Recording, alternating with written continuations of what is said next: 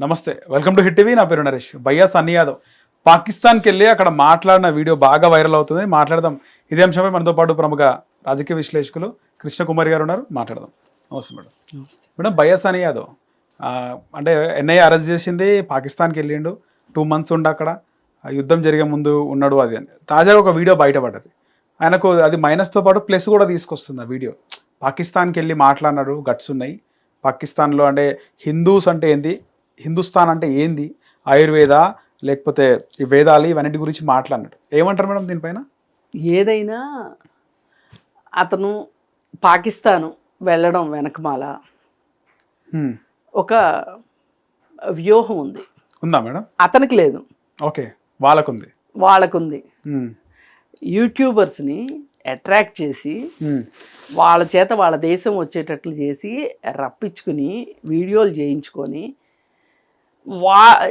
ఇప్పుడు అక్కడికి వాళ్ళు తిరుగుతున్న క్రమంలో వాళ్ళని వాడుకోవాలి అనే ఉద్దేశంలోనే ఇప్పుడు ఈ మొత్తానికి లీడరు ఈ జ్యోతి మల్హోత్రా, సిండికేట్ లీడరు, ఈ సోషల్ మీడియా ఇన్ఫ్లుయెన్సర్స్ని పట్టుకుంది. ఎవరికైతే ఎక్కువ సబ్స్క్రిప్షన్ ఉందో వాళ్ళని పట్టుకొని వాళ్ళ ద్వారా ఈ పనులన్నీ చేయించింది.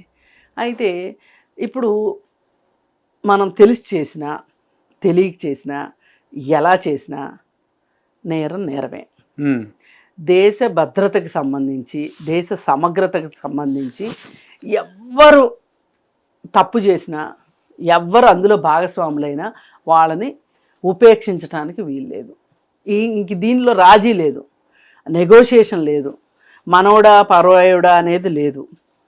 ఈ విషయంలో భయ్యా సన్నీ యాదవ్ తెలిసి చేసినా తెలియక చేసినా తప్పే. అతను డబ్బు సంపాదించాలి ఏమైనా సరే అనే ఒక మోజులో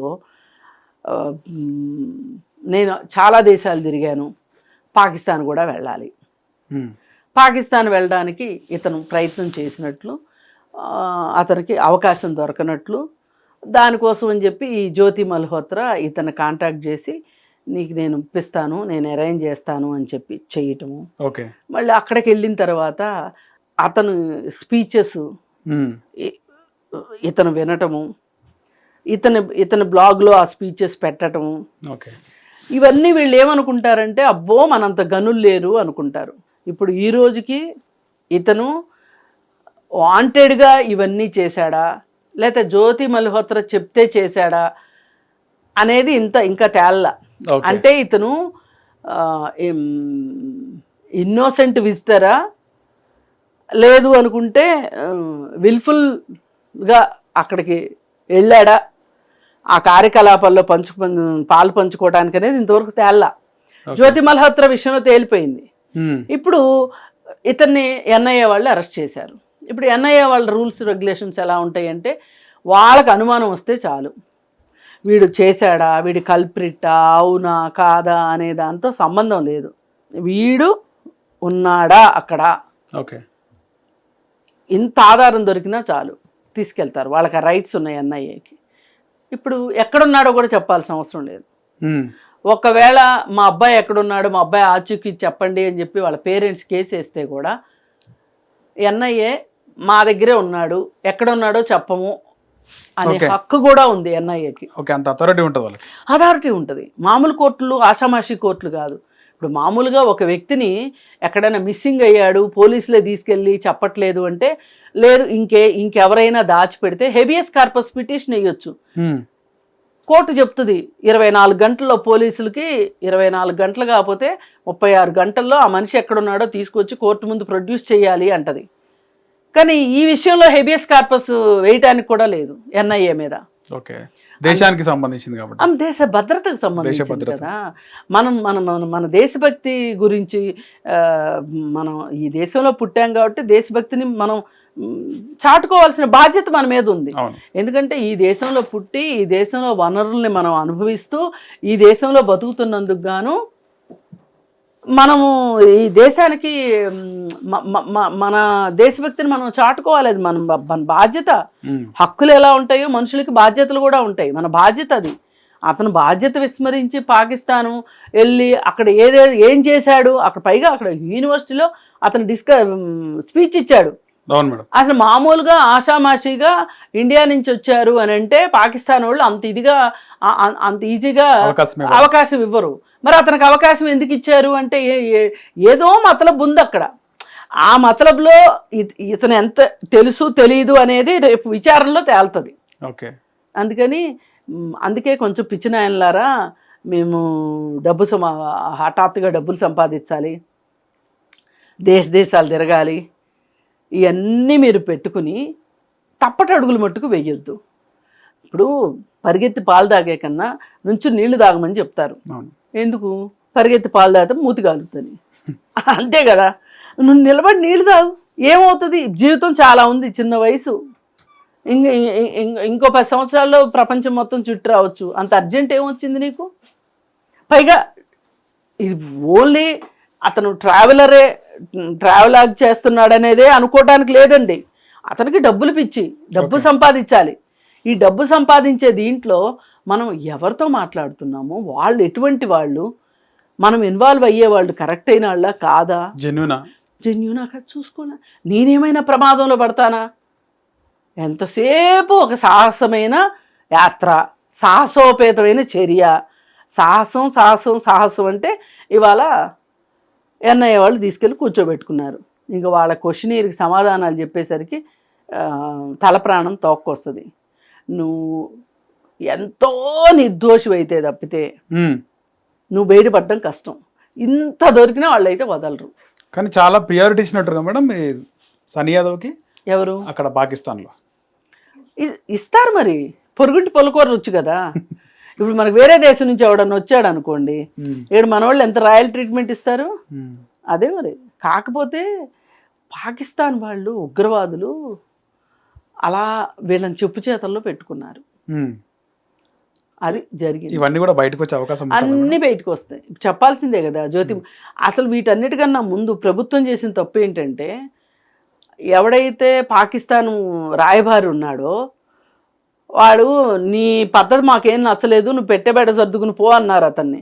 ఆ పో అనుకోకుండా అతన్ని ఉంచేయాల్సింది ఇక్కడ. ఉంచితే ఆ కేక్ పట్టుకెళ్ళినోడు ఉన్నాడే వాడిని ఉంచేయాల్సింది ఇక్కడ. కానీ మన న్యాయ వ్యవస్థలో ఆ శిక్ష ఉన్న పలంగా వేసే అవకాశం లేదు. శిక్ష ఇవ్వనట్లేదు, విచారించవచ్చు కదా కనీసం అని బయటపడేవి.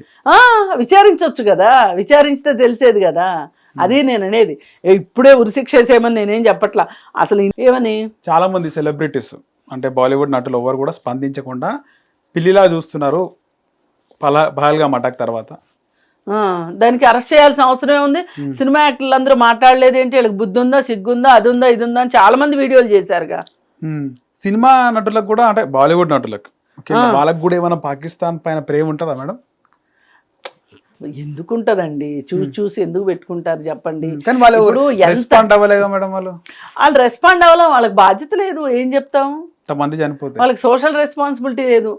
ఇప్పుడు ప్రధానికి ఉందా? లేదంటారా? వెళ్ళాడా మరి? పహల్గామ్ వెళ్ళకోకుండా ఇండియా వచ్చిన వెంటనే బీహార్ ఎందుకు వెళ్ళాడు ఎలక్షన్ ప్రచారానికి?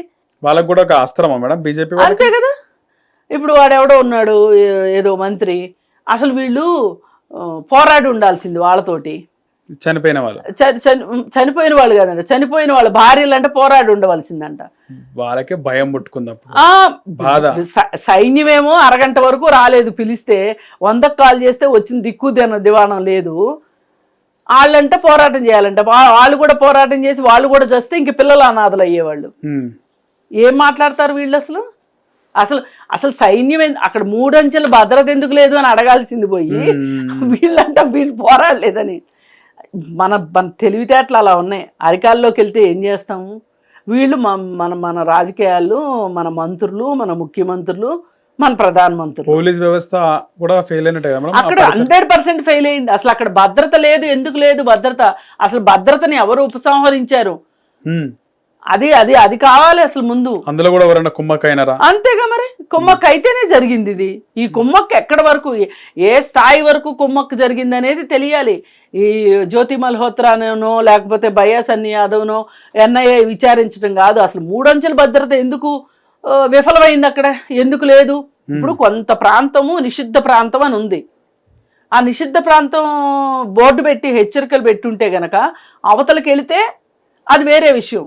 అసలు మీరు పెట్టింది ఏది, హెచ్చరికలు పెట్టింది ఏది? ఇప్పుడు కేబీఆర్ పార్క్ చూడండి, ఒక ఒక ఒక ఫెరిఫెరీ వరకునే అనుమతిస్తారు, అక్కడ బోర్డు పెడతారు, దయచేసి వెళ్ళొద్దు ప్రమాదం అని. సూచిక బోర్డులు అయ్యి అసలు వాళ్ళు ఆయుధాలు వేసుకొని అంత దూరం నుంచి నడుచుకుంటూ వస్తే అక్కడ బస్సులు ఉండవు, ఏముండవు, ఆఖరికి సైకిళ్ళు ఉండవు, ఏముండవు. వాళ్ళు చక్కగా ఆయుధాలు వేసుకుని నడుచుకుంటూ వచ్చారు అత్తగారింటికి వచ్చినట్టు. ఏం చేస్తున్నారు మరి? నిఘా వ్యవస్థలు ఏమైనాయి? అక్కడ ఖచ్చితంగా ఇంటెలిజెన్స్ వైఫల్యము. దాని గురించి ఎవరన్నా మాట్లాడితే వాళ్ళ మీద కేసులు పెడతామంటున్నారు. నేనేమి జ్యోతి మల్హోత్రా చేసింది కానీ భయ్యా సన్నీ యాదవ్కి కనుక ఇన్వాల్వ్మెంట్ ఉంటే అతను కానీ నేను వాళ్ళని ఏమి వెనకేసుకు రావట్లా. మీరు చేయాల్సిన పని మీరు చేసి రెండో వాళ్ళని అంటే బాగుంటుంది. Okay madam. ఎంతసేపు బ్లేమింగ్ రెస్పాన్సిబిలిటీ తీసుకోలేని వాళ్ళే బ్లేమింగ్ చేస్తారు. మీరు ఎందుకు రెస్పాన్సిబిలిటీ తీసుకోవట్లేదు? అసలు దీన్ని అడిగే వాళ్ళు ఎవరు? ఎన్ఐఏ వాళ్ళ మీద పెడతారు ఆ కేసు? పెట్టరు. అందుకే ఈ దేశ భద్రత ఇలా ఏడ్చింది. హిట్ టీవీ యాప్, ఇందులో short news, live news, entertainment shows, movies, digital magazines తో పాటు మీ జిల్లా వార్తలను కూడా ఫ్రీగా చూడొచ్చు.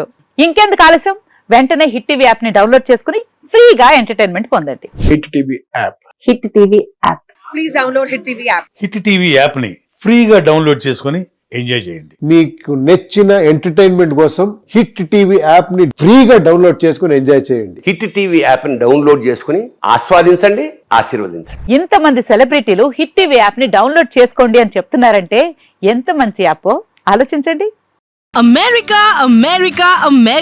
అమెరికాలో చదవాలనుకునే వాళ్ళకి విశ్వసనీయమైన పేరు మన శౌర్య కన్సల్టెన్సీ. UK లో 1 year masters, UK లో 1 year masters, 2 years work permit up to 5 years visa. Contact Saurya Consultancy. Contact 89851 89851.